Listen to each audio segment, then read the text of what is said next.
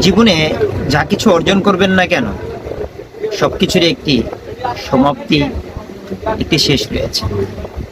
আসলে বিদায়গণ মুহূর্তগুলো সবসময় মানুষকে বেদনা দিয়ে যায়। সে হোক আপনার পাশের বন্ধু, পাশের প্রতিবেশী, বা আপনার প্রতিষ্ঠান হতে পারে, আপনার অর্থনৈতিক দিক হতে পারে, বা আপনার জীবনসঙ্গী হতে পারে। সেই বিদায় মুহূর্তটা সবচাইতে বেদনাদায়ক। যদি আপনি ছাত্র জীবনে লেখাপড়া করে থাকেন, দেখবেন বিদায় অনুষ্ঠানটা দিয়ে থাকে তারা। আসলে বিদায় মানে হচ্ছে নতুন একটি কর্মসংস্থান গড়ে তোলা। সেই কর্মসংস্থান কে পৌঁছানোই হচ্ছে আরেকটি স্থানকে বিদায় দেওয়া। আপনি যদি দুনিয়া থেকে চলে যান, মৃত্যুবরণ করেন, তাহলে কবর যাত্রা শুরু। যদি কবর যাত্রা শেষ হয়, আখিরাত যাত্রা শুরু। যদি কাল কিয়ামতের ময়দান শেষ হয়, তাহলে জান্নাতের দরজা শুরু।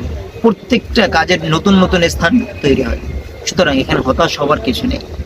আপনাকে বলবো, আপনি যদি দ্বীনের পথে থাকেন, ইসলামের পথে থাকেন, ধর্মীয় অনুভূতি থাকেন, তাহলে তাহলে দিন এবং দুনিয়া কখন আপনার জন্য চিন্তার কারণ হয়ে দাঁড়াবে না।